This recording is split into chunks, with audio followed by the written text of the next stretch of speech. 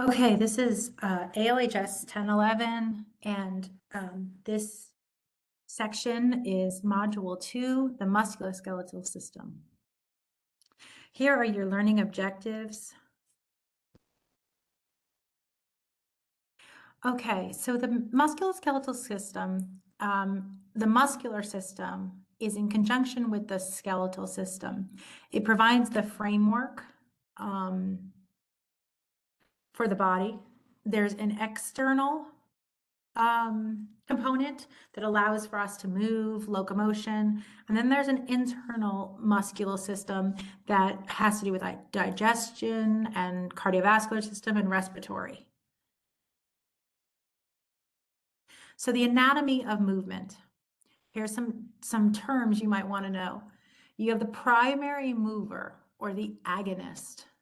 Okay, that is the chief muscle causing the movement, pulling on the bone.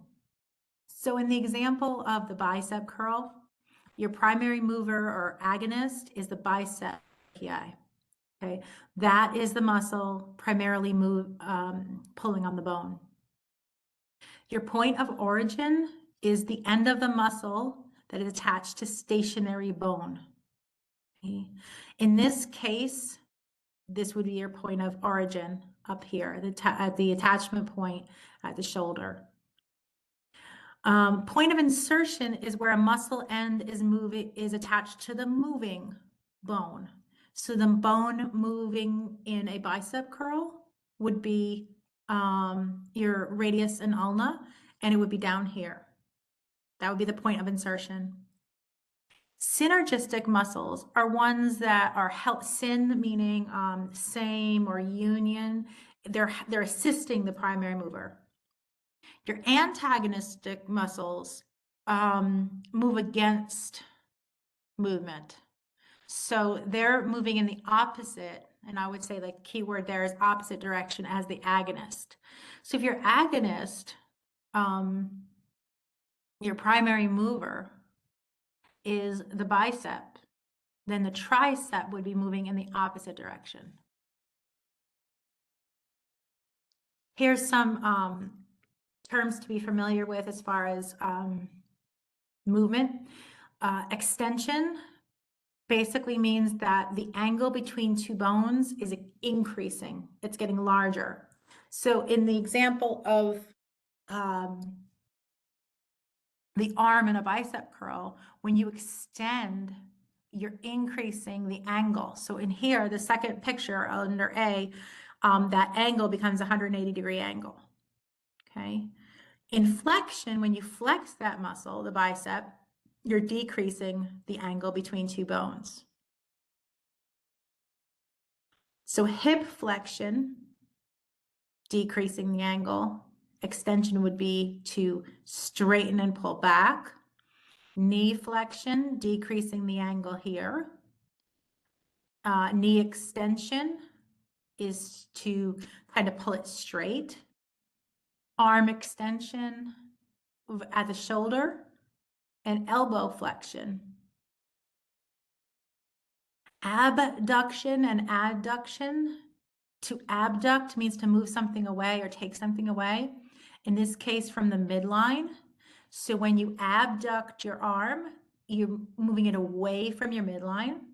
When you're adducting, you're moving it toward the midline. So you can see that in this picture here. Okay, protraction and retraction. Protraction, think of pro forward. So in this case, your chin or your jaw is being thrust forward, and to retract, take it back, is to kind of bring it in. Lateral excursion. Lateral means to the side, medial to the middle. Okay, so excursion kind of meaning side to side. You have dorsiflexion, plantar flexion, inversion, and eversion. So dorsiflect, the dorsal side of your foot is they call the top part is the dorsal side. Plantar side is the bottom. So if you're dorsiflexing, you're bringing that dorsal side up. Plantar flexing is pointing your toes. Inversion would be turning them toward the middle, and eversion turning them exterior. Rotation and circumduction. So rotation is a little different than circumduction. Rotation is circular motion on an axis. So in the case of the shoulder will rotate inward and rotate outward. Okay. It will also just move in a circular motion, in circumduct. Supinate and pronate, I like to think of like you have soup in your hands. Supinate, and then pronate would be on your belly, like prone, flipping them down. Opposition, the thumb is the only opposable joint in our body. And opposition means that thumb can kind of bend in toward each one of the fingers. And then reposition would be coming back out to its natural position. Elevation, just like it sounds, and depression. So shoulders depressed, they're pushed down, shoulders elevated. Okay, so for this, just as in the skeletal system where there's going to be bones to know, in this section, there are going to be muscles that you'll need to know. And sometimes, and you might say, well, how are muscles named? Sometimes they're named for their location. So the biceps brachii is on the arm, the brachii is the arm. Sometimes it's the number of origins. So the bicep muscle itself has 2 heads, and that's why it's bi. Sometimes it's the action it makes. So an adductor, longus, adducts the thigh or brings it towards the medium. Sometimes it's the size. In the case of gluteus, gluteus maximus, gluteus minimus, denoting the size.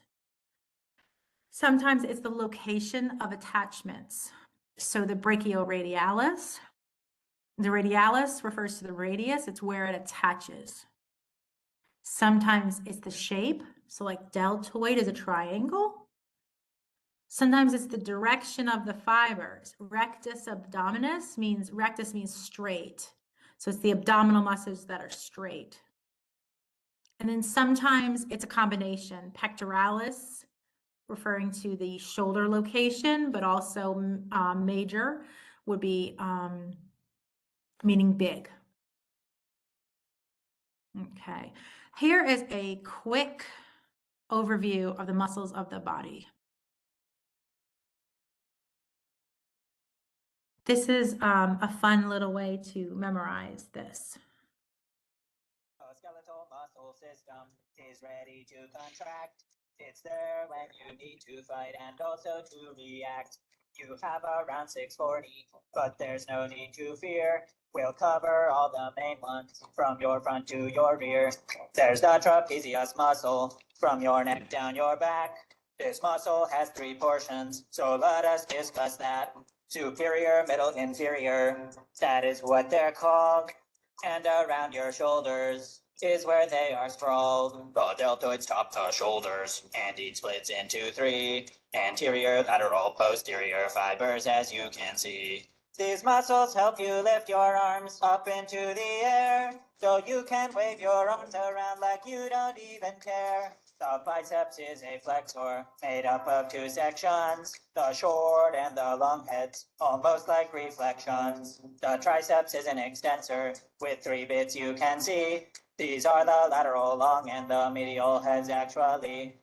Your 2 pecs help you move your arms and they are on your chest, so that these muscles come in pairs like weights that are bench pressed. The pectoralis major lets you move your humerus. The minor muscle lifts your ribs, as you'll know if you are studious. The rhomboids on your upper back let you dance your best. The minor above major, remember for your test. Your lats can be seen behind, always by your side. Of all of your back muscles, These are the most wide. The obliques You rotate and are found along your sides. Beneath the external, the internal oblique hides. The rectus, abdominis, which are often called your abs.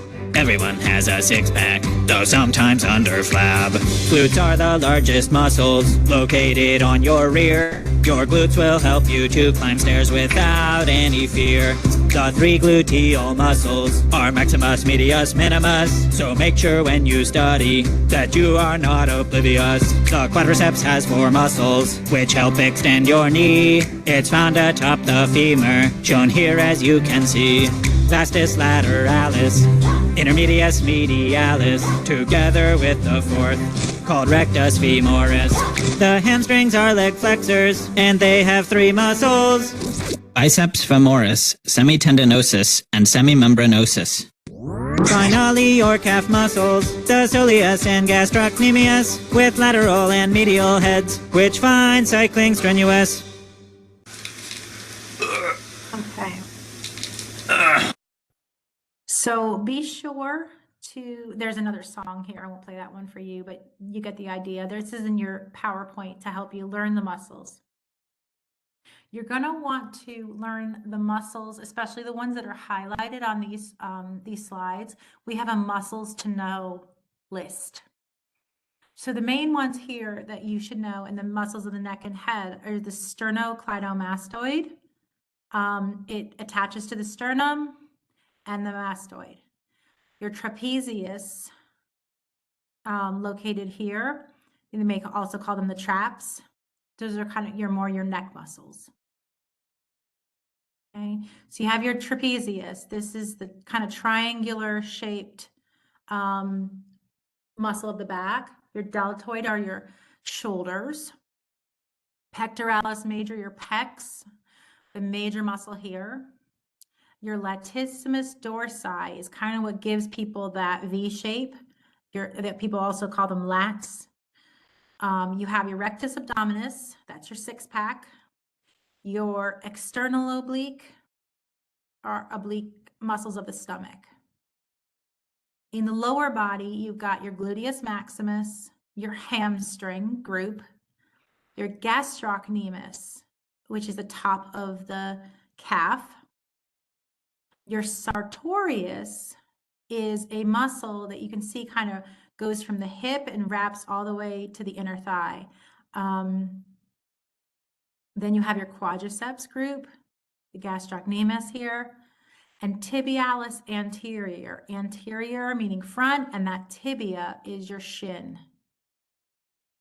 Okay, so now that we're kind of learning our muscles, the ones to memorize, now we're going to get down to the cellular level. Muscle tissues, the cell, are called muscle fibers, and they're bundles, kind of like cable wire.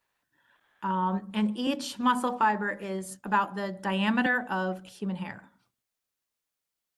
And the layers are these. If you're realizing a pattern here, we have epi and peri and endo coming up. Skeletal muscles have cylinders packed within each other. So the very outer layer of muscle is called the epimysium. Epi meaning surrounding, outside, above. And then you have these groups, these bundles. Those are fascicles, okay? So this fascicle is sticking out here. And covering the fascicle is the perimysium, okay? And then each individual muscle fiber, which is also known as a myofibril, is covered by an endo or inside mysium. Okay. So the myofibrils, the muscle fibers, are made up of myocytes. Each muscle fiber or myocyte is an elongated cell. Okay. It could be up to 12 inches long. And that muscle fiber, that cell, is encased in an endomysium. Okay. And that's connective tissue kind of sheath like a covering. And many myofibrils together form a fascicle, which forms the muscle itself. Okay, so kind of putting it all together. Myofibrils, think of muscle fibers, make up the muscle fiber of myocytes. That is the elongated cell. Those myofibrils or myofibers, a bunch of those make up a fascicle. And a fascicle makes up muscle tissue, a bunch of fascicles. The myofibrils are covered by endomysium. The fascicles are covered by perimysium, and epimysium covers the entire muscle itself.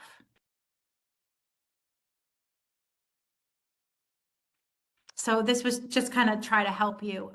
So muscle is composed of fascicles or bundles, which are composed of myofibrils, which are composed of myocytes or myofibrils. On them, we have light and dark, and we're going to talk about on the individual muscle fiber itself, the different parts. The different parts here, let me move this, subunits. So this is a myofibril, and the myofibril is contractile, which means it extends and contracts. And we kind of talked about the light and the dark, right? So there's thick and there's thin. Thick filaments are called myosin, and thin ones are called actin. Z lines, seen here, separate the thin and the thick. Okay. So these are kind of some definitions, and this entire unit on the myofibril is called a sarcomere. The sarcolemma is a membrane covering, is a specialized cell membrane covering these cells. The sarcoplasmic reticulum, or SR, is what it just sounds like. It sounds like endoplasmic reticulum. And the endoplasm, it stores calcium, and it works similar to an endoplasmic reticulum. Also important here are T-tubules, which help to spread the excitation, the nerve impulse into the cell. And you've got two proteins. You've got tropomyosin and troponin, which play a role in muscle contraction. So characteristics of all muscles stretch. Their extensibility is a characteristic. They stretch, they also contract, so they'll shorten when they're stimulated. They're excitable, all muscles, so they'll respond to a stimulus. And they're elastic. They'll return to their original length after stretching. So I'm going to walk through this is the neuromuscular junction where a nerve meets a muscle fiber, and kind of what happens in a muscle. This is the physiology of what happens in a muscle contraction. So you have the neurotransmitter in the nerve. So we have here the dendrite, or the axon terminal of the axon terminal of a nerve. And within that axon terminal, the end, there are these vesicles, little sacs of acetylcholine, ACH, acetylcholine. And in that, from the nervous system, the axon kind of binds the sarcolemma, that cell membrane of the cell, the muscle fiber, it binds to it. And when acetylcholine is binds there and is released, it opens channels which allows sodium to enter the cell or enter the muscle cell. So the first thing that happens is we have the nerve axon meets the muscle sarcolemma, and acetylcholine causes channels to open which allows sodium to enter the cell. And sodium acts like, so here's a muscle neuron right here. And here are the axons, axon terminals, and this is the muscle fiber. So on the sarcolemma, here's what happens. Here's a close-up picture. That causes channels to open. Sodium can now enter the cell. Sodium excites the muscle fiber, gets it all excited, and it causes the muscle fiber to release calcium. Remember that sarcoplasmic reticulum has calcium in it. That releases calcium, and the calcium triggers proteins. So the two proteins, remember, is troponin and tropomyosin, and those cause cross bridge formation things to happen. The cross bridges, I'll show you in the next picture, cause myosin. Remember, that was the thick filaments, and the actin filaments, the thin ones, to now contract or slide past each other. Okay. So ATP, that if you remember, that's energy. It's needed for this to happen.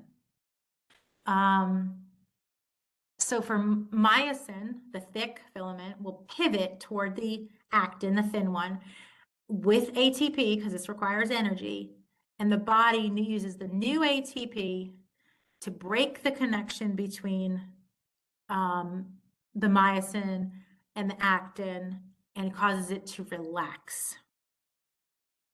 Then we have something called acetylcholine esterase, and that the esterase, A's usually indicates like an enzyme, will break down acetylcholine. It'll break down any excess. Remember, this whole thing started with acetylcholine from the nerve fiber. So it'll break down any excess. We pump the calcium back into the sarcoplasmic reticulum. The proteins return to cover their binding sites, and all is well, and the muscle relaxes. Okay, so let me kind of walk through this again. An action potential comes down the nerve. We'll talk about action potentials a little more in the nervous system, but for your purposes, at the neuromuscular junction where the nerve meets the muscle, an action potential, a message is sent. Acetylcholine gets released and opens up sodium ion channels. That sodium ion channels causes the sarcolemma. That action potential actually goes down the T-tubules, causing the sarcolemma to release calcium. The calcium gets these two, troponin and tropomyosin involved proteins, which makes it so the thick and thin filaments cross bridge or interact with each other. Their heads kind of attach. And what happens there is muscle contraction. In order for the muscle will shorten and produce tension. In order for that to break, we need new ATP, which breaks down that myosin-actin connection, releases the muscle, and then we get acetylcholinesterase to break down any excess acetylcholine. Calcium gets put back into that sarcoplasmic reticulum. The proteins return to where they should have been, and the muscle's relaxed. Okay, this kind of shows the two microfilaments. So you can see the Z line here. You can see the myosin, which is the thick, and the actin, which is the thin, and the little heads of the myosin kind of attached to the thin actin and make these cross bridges. So when the muscle contracts, those cross bridges are engaged. Okay. It pulls the sarcomere together. Okay, this is me breaking down step by step again. So we've got acetylcholine released by the neuron at the axon, at the neuromuscular junction. Acetylcholine binds to the muscle and causes sodium channels to open. Sodium then flows into the muscle fiber, and the fiber gets excited. That excitement causes a release of calcium into the cytoplasm from the sarcoplasmic reticulum. The calcium allows the formation of cross bridges between myosin heads and actin myofilaments. We're using ATP. Then new ATP allows the cross bridges to break and reform, and they slide alongside each other, and the sarcomere can then shorten. Shortened sarcomeres are basically what a muscle contraction is. We then have some acetylcholinesterase, which degrades that acetylcholine, and the muscles can relax. We need new ATP to come in and break any cross bridges. This hopefully will help.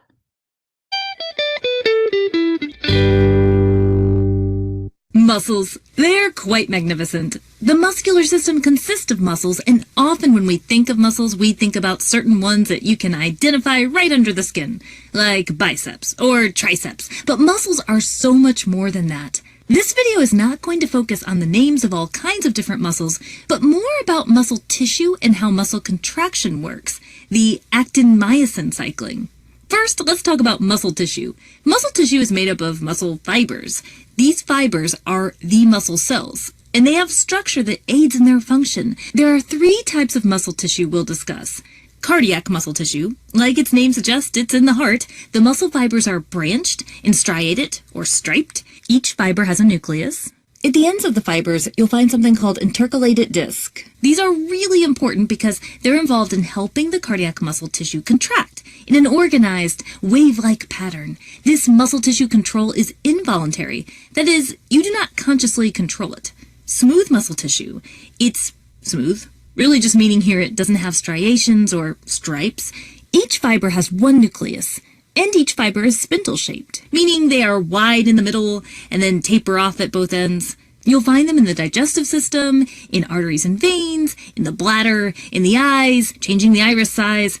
They're also involuntary. Skeletal muscle tissue. This is the one you think about with biceps or triceps because skeletal muscle is what attaches to bone or skin and is involved with voluntary control, meaning you can consciously control it. You can choose to pick up that biology textbook.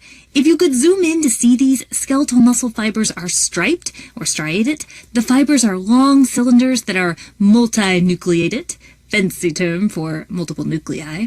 All muscle tissue have some characteristics to mention. It can stretch or extend, extensibility. It can retract back to its starting length, elasticity. Muscle tissue also has excitability. That means these cells have the ability to be stimulated. And in the case of muscle tissue, their membranes can have electrical changes and send action potentials. Muscle tissue also has the ability to contract or contractility. There are some differences in how the contraction happens in the 3 tissue types. For the rest of this video, we're really going to focus on that last tissue mentioned, skeletal muscle. Let's look a little bit about how they're arranged and how they contract. Many skeletal muscles are named by their location or their shape. Many have Latin or Greek root words in them, so checking out a root word definition list can be really helpful. For example, rectus femoris, it's a muscle on the thigh, or rectus abdominis, that's a muscle on the abdomen. The Greek letter delta looks like a triangle, which is a fitting name for deltoids, a triangular-shaped muscle. There are some beautiful diagrams of skeletal muscles where you can explore the many muscle names and locations. As we mentioned, many skeletal muscles can pull on bones. The part that attaches to the bone that will be moved is called the insertion, and the part that attaches to a fixed part of the bone is called the origin. There could be several muscles involved in a single action. The main muscle doing the work, the prime mover, is called the agonist, whereas antagonists are muscles that do the opposite action, which is helpful for keeping position. If we zoom into some skeletal muscle at the cellular level, how does it do what it does? How does it contract? This is probably the most exciting part of the video. Okay, so imagine you have some skeletal muscle like the biceps muscle. That muscle is made up of many muscle fibers, which remember, are muscle cells. By the way, some of these cells are big. Of course, generally cells are microscopic, but these muscle cells can have lengths up to 30 centimeters long. Anyway, inside a muscle fiber are multiple myofibrils, which are long cylinders. Each myofibril has sections that repeat called sarcomeres. And it's the arrangement of these sarcomeres that contribute to the skeletal muscle's striated look. There's a lot to a sarcomere, and that's where we're going to focus. So the sarcomere has a protein known as actin. actin makes up what is known as thin filaments. The sarcomere also has a protein called myosin. Myosin makes up thick filaments. To try to remember which one is which, I try to remember that the word thin is almost in the word actin, minus the H though, but close enough to help me remember. Anyways, both of these are essential in causing muscle contraction. Enter the sliding filament model of muscle contraction. Now, as we often tell you, we're going to do a simplified version. When you're ready for more to explore, check out our video description. Okay, so we have actin, thin filaments. We have myosin, thick filaments. We have these Z lines here where a sarcomere ends, and these Z lines are where the thin filaments attach. The thick filaments are held by accessory proteins in this area called the M line. The big, super important concept here is this. The sarcomere must shorten for muscles to contract, but the thick and thin filaments themselves do not shorten. So the way that is going to happen is that we're going to slide past each other, and they do. When the sarcomere contracts, the thin filaments will be pulled by the thick filaments towards the center. There is overlap of the thin and thick filaments. Z lines will be moved closer together. How are they doing that? So let's zoom into this here. Showing a thin filament on top, that's actin. Thick filament on bottom, that's myosin. Myosin has structures here called myosin heads. Hundreds of them actually, but we're just going to focus on one. And here we show the myosin head is bound to ATP. It hydrolyzes the ATP. Remember, hydrolyzing results in ADP and a phosphate, which are both still bound to the myosin head. The myosin head can now bind to the actin. We call this a cross bridge. The myosin head performs a power stroke, which will also involve the release of ATP and the phosphate. Power stroke meaning the thin filament slides towards that sarcomere center. A new ATP molecule binds the myosin head, and that is what lets the myosin head detach. Without ATP, the myosin head would not detach. And this is actually the reason for rigor mortis, how muscles can be rigid after an organism dies, is the organism is no longer producing ATP. ATP is needed for the myosin to separate from the actin. So during muscle contraction, you can imagine all these hundreds of cross bridges forming and breaking and power strokes happening in each sarcomere throughout the time of a muscle contraction. It's popular in bio to compare the myosin heads to tiny little oars of a boat, and because there would be some attached at any given time during a contraction, it prevents the actin from slipping back to its original position. But there's more. A muscle isn't always contracting. There is regulation in that it's not just cycle after cycle. A lot of this regulation involves the ability of the myosin heads to bind to the actin in the first place.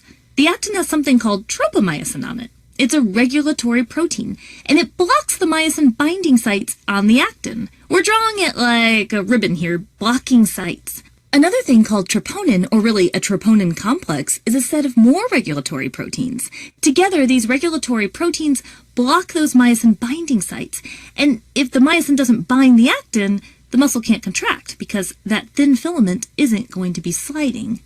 But when a neuron stimulates a muscle, it can trigger a release of calcium, and those little calcium ions bind to the troponin.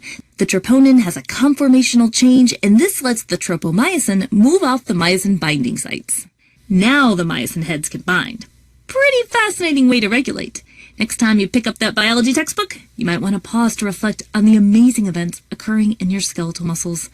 Well, that's it for the Amoeba Sisters, and we remind you to stay curious. So I like that video because I feel like it puts a lot together. It puts it from gross anatomy to microscopic anatomy. So basically, getting back to contraction and relaxation, the muscle is a general term for any contractile tissue. So we know that it shortens and it thickens with the nerve impulse, and then it relaxes when that impulse is removed. Our movement is caused by contraction, relaxation. Okay.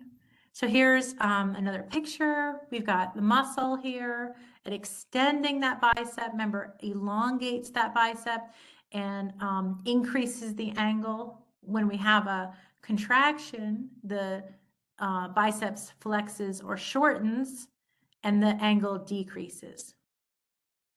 We have the point of insertion on the moving bone and the point of origin on the stationary bone. So some types of muscle contractions, sometimes they're isotonic, which means the tension in the muscle remains the same as the muscle shortens. Isometric means the tension in the muscle increases, but there is no shortening of the muscle. So an example of that would be no movement. Isometric here, she's holding the weight, there's tension in the biceps, but it's not shortening because she's holding it, there's no movement. So as we know, we need fuel to for our muscles. So we have food and oxygen are needed. And the food usually comes in the form of carbohydrates, which break down to glucose or C6H12O6. And through cellular respiration, we can make energy. Anything left over, we store as glycogen in the muscles. And then if we need glycogen, it can get converted back to glucose, which is released as energy. So we have aerobic, meaning that it requires oxygen. And you just need to understand this in very general terms, is basically that we're creating energy using oxygen inside the mitochondria of the cells. The end results are carbon dioxide, water, and ATP. And that's how a muscle metabolizes, using oxygen. Creatine phosphate is energy that's stored and it's relatively available. So if we have excess energy, excess ATP, it's formed by aerobic respiration. When the muscle is resting, the energy can then be transferred back to ADP when ATP levels decrease. We can deplete that energy rapidly if we have rapidly contracting muscles. Anaerobic respiration means we use energy without oxygen. And then the result of that is lactic acid, which makes us sore in our muscles. And we can get 2 molecules of ATP from the glucose. So very simply, we get 2 molecules of ATP and lactic acid if there's no oxygen present. But as you can see, 2 ATPs is a whole lot less than that 36 when we have oxygen.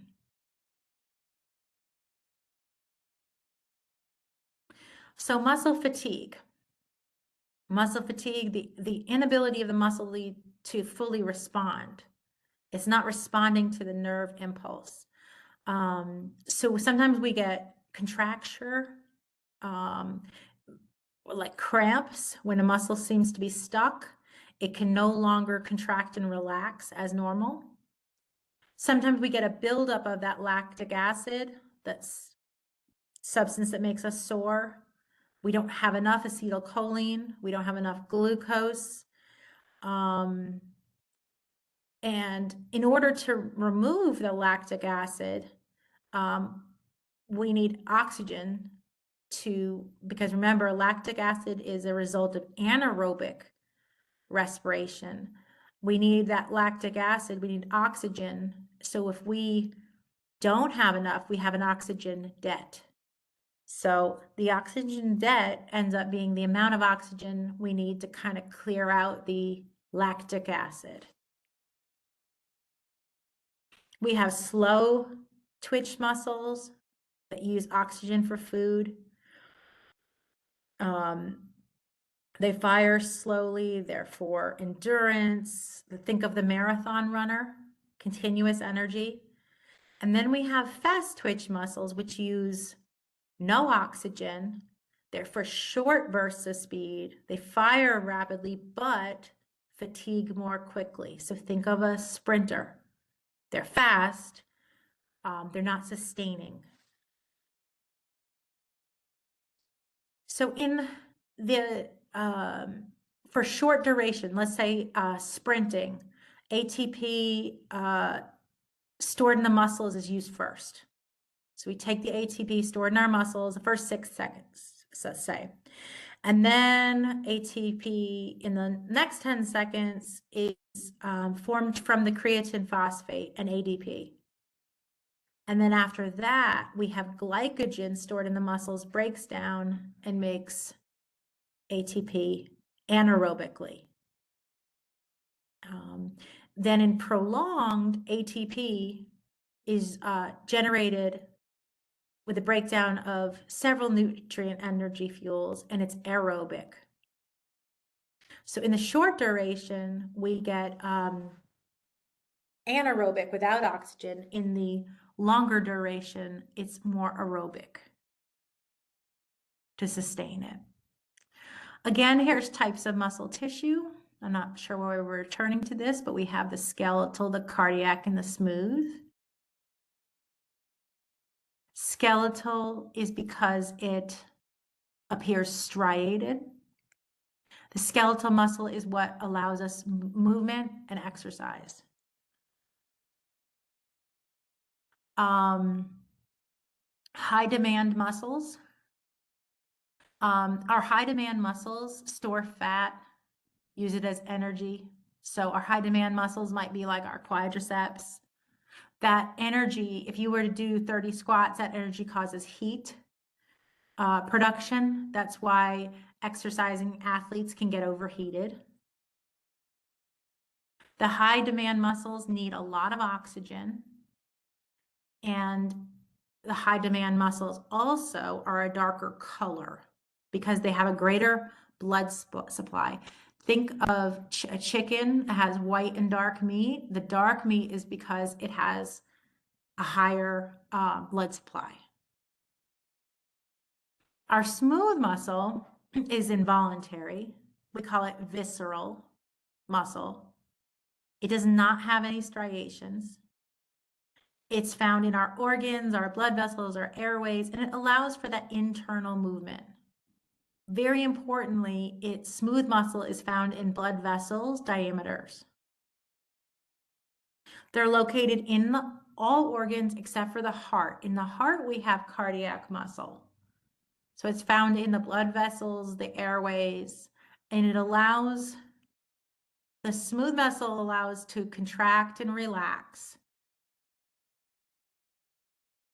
It's involuntary, so it contracts a lot less rapidly than the skeletal muscles. Skeletal muscles actually contract 50 times faster. It has less of a blood supply. And what happens there is if it's damaged, if our smooth muscle is damaged, it does not repair easily. In the blood vessels, I mentioned this as being kind of important. What causes vasodilation or the enlarging of the diameter of a blood vessel is smooth muscle. So if you enlarge the diameter of a blood vessel, the blood pressure decreases. Vasoconstriction is decreasing the diameter, and it leads to an increased blood pressure. Now, the diaphragm is a unique muscle because it is kind of dome-shaped under the rib cage. It is voluntary and it is involuntary. So it's the primary mover when we breathe. We can breathe on purpose, voluntarily, but we also breathe involuntary. The diaphragm also separates the thoracic cavity from the abdominal cavity, and it does the majority of the work, bringing atmospheric air into the lungs. Sphincters, we'll get into that a lot more with the digestive system, is circular muscle, and it kind of constricts, kind of rubber bands off certain organs of the body. So it's donut shaped. It's a doorway type thing. And when it contracts, it closes the door. When it relaxes, it opens the door. So an example of this would be your cardiac sphincter or your lower esophageal sphincter, and the pyloric sphincter, kind of keeping the contents in and out of the stomach. Your cardiac muscle is specialized. It does have a striated appearance. It's only found in the heart. It's involuntary. And when it contracts, we have a heartbeat. Heart walls are made of cardiac muscle. The contraction forces blood from the heart into the circulatory system. Shorter muscle fibers, it receives a richer flow of blood than any other muscle in the body. It's been beating since in utero. So the cardiac muscle needs to have that rich supply of blood cells. As you saw in the amoeba sisters, we mentioned these intercalated discs in cardiac muscle. So those connect, they're kind of specialized, they connect cardiac muscle fibers. They cause like a wave of motion in cardiac muscle, which causes a very efficient squeezing of blood. So because cardiac muscle is so highly vascularized and specialized, it does not repair itself very well. So damage will leave a scar, and the scar tissue does not contract like normal tissue. We call it ischemia or deadened tissue, and it's more rigid, so that contraction of the heart becomes an ineffective pump. It decreases cardiac output because that pumping mechanism is not as effective. Some nutritional requirements for muscle, proteins, we need proteins. Proteins are built up of amino acids. So complete proteins have all the amino acids, and incomplete are missing one or more of the essential ones. The major functions, we mentioned movement a lot. We talked about contraction. The muscular system maintains our posture and our stability. It controls body passages and openings in the case of sphincters and smooth muscle lining organs. It allows communication through speech and the generation of heat.